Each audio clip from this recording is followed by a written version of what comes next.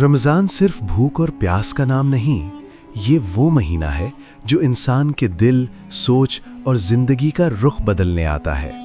ہر سال یہ مہینہ ہمارے دروازے پر دستک دیتا ہے، مگر سوال یہ ہے کہ کیا ہم واقعی رمضان سے حقیقی فائدہ اٹھا پاتے ہیں، یا یہ مہینہ بھی ہماری زندگی سے یوں ہی گزر جاتا ہے؟ اللہ تعالیٰ نے قرآن میں روزے کا مقصد واضح فرمایا کہ اس کا اصل ہدف تقوی پیدا کرنا ہے، یعنی دل میں اللہ کا خوف، گناہوں سے بچنے کا شعور اور نیکی کی طلب۔ رمضان ہمیں یہ سکھاتا ہے کہ ہم خواہشات کو قابو میں رکھیں، زبان، آنکھ، کان اور دل کو گناہوں سے محفوظ کریں۔ رمضان وہ مہینہ ہے جس میں قرآن نازل کیا گیا۔ یہی وجہ ہے کہ اس مہینے میں قرآن سے تعلق مضبوط کرنا صرف ایک نیکی نہیں، بلکہ نبی کریم صلی اللہ علیہ وآلہ وسلم کی سنت ہے۔ صحابہ کرام رضی اللہ عنہم رمضان میں قرآن کی تلاوت میں اضافہ کیا کرتے تھے، اور بعض حضرات دوسرے کام کم کر کے قرآن کے ساتھ وقت گزارتے تھے۔ نبی کریم صلی اللہ علیہ وآلہ وسلم رمضان میں عام دنوں کے مقابلے میں زیادہ سخاوت فرمایا کرتے تھے۔ آپ صلی اللہ علیہ وآلہ وسلم کا فیاضی کرنا ہمیں یہ سبق دیتا ہے کہ رمضان میں صرف اپنی عبادت پر نہیں، بلکہ دوسروں کی بھلائی پر بھی توجہ دینی چاہیے۔ بھوکے کو کھانا کھلانا، محتاج کی مدد کرنا اور کسی کے دل کو خوش کرنا بھی رمضان کی روح ہے۔ رمضان ہمیں صبر سکھاتا ہے۔ روزہ صرف کھانے پینے سے رکنے کا نام نہیں، بلکہ غصے، بد کلامی اور گناہ سے رکنے کا نام ہے۔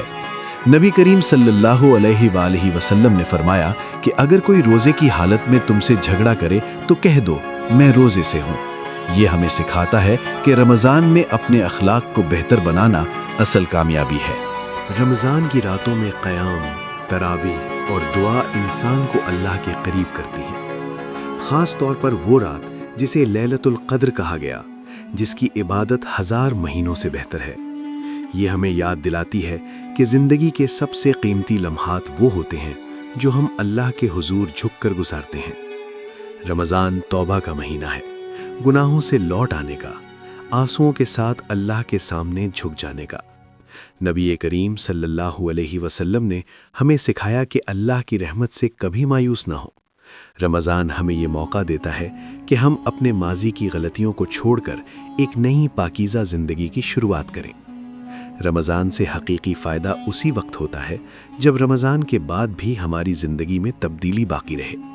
اگر رمضان کے بعد بھی نماز قائم رہے، قرآن سے تعلق جڑا رہے، زبان گناہوں سے بچی رہے اور دل اللہ سے جڑا رہے، تب سمجھیں کہ رمضان نے ہمیں بدل دیا ہے۔ رمضان ہمیں یہ سکھانے آتا ہے کہ عبادت صرف ایک مہینے کے لیے نہیں، بلکہ پوری زندگی کے لیے ہے۔ اصل کامیابی یہ نہیں کہ ہم رمضان گزار لیں، بلکہ اصل کامیابی یہ ہے کہ رمضان ہمیں گزار دے، ہمیں بدل دے، ہمیں سنوار دے، ہمیں اللہ کے قریب کر دے۔